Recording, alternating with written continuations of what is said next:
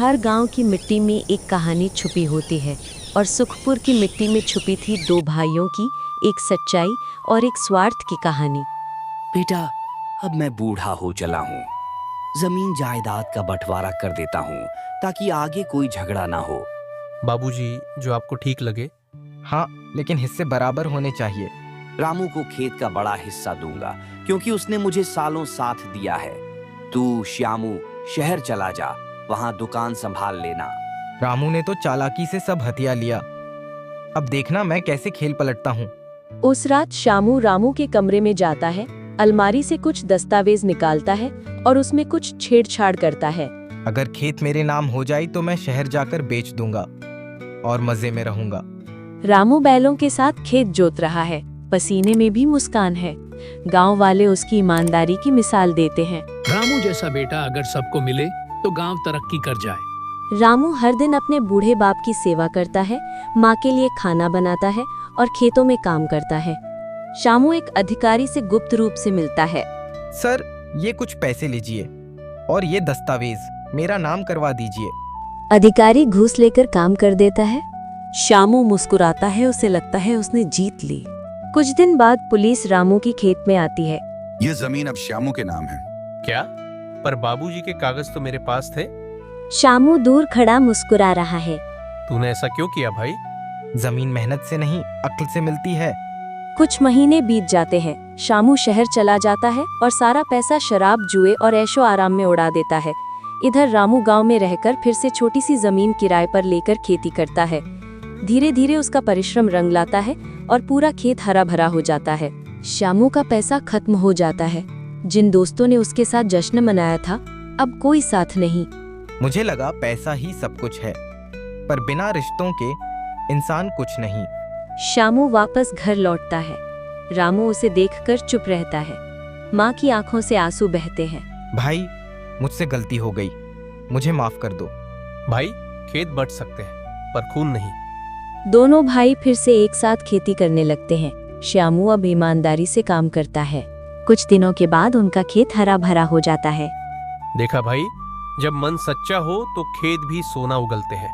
हाँ भाई, तूने मुझे माफ कर दिया, यही मेरे लिए सबसे बड़ी दौलत है। कुछ दिनों के बाद गांव में एक मुसीबत आ जाती है। सभी गांव वाले इकट्ठा होते हैं। चौधरी जी चिंता में कहते हैं, पानी की कमी बढ़ रही है, तालाब सूख रहे हैं, फसलें सूख जाएंगी अगर कुछ नहीं किया गया। गांव में सन्नाटा, सब एक दूसरे को देखते हैं।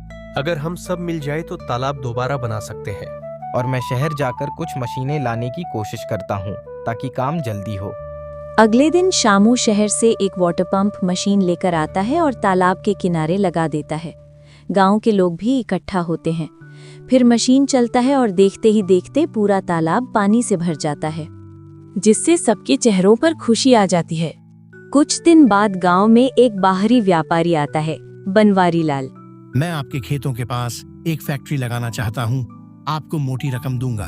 श्यामू थोड़ा लालच में पड़ जाता है और मन सोचता है, इतने पैसे में तो जिंदगी बदल जाएगी। तभी रामू कहता है, हमारे खेत सिर्फ पैदावार नहीं देते, हमारी आत्मा है। फैक्ट्री से गांव का पानी दूषित होगा। गरीबों को आदर्शों से पेट नहीं भरता रामू। रात का समय, श्यामू सोच में डूबा है।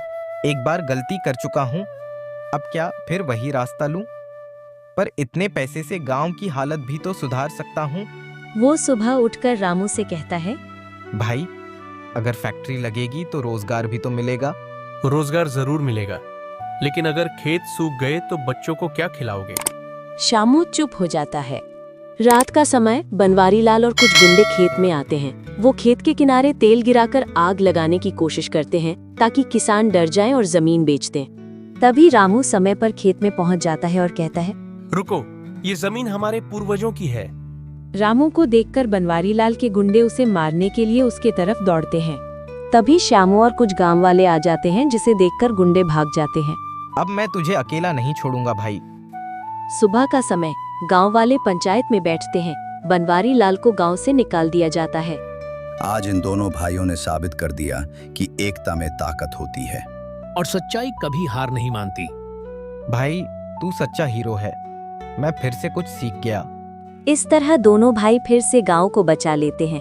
जब परिवार एकजुट होता है तो समाज बदलता है, और जब समाज बदलता है तो देश तरक्की करता है।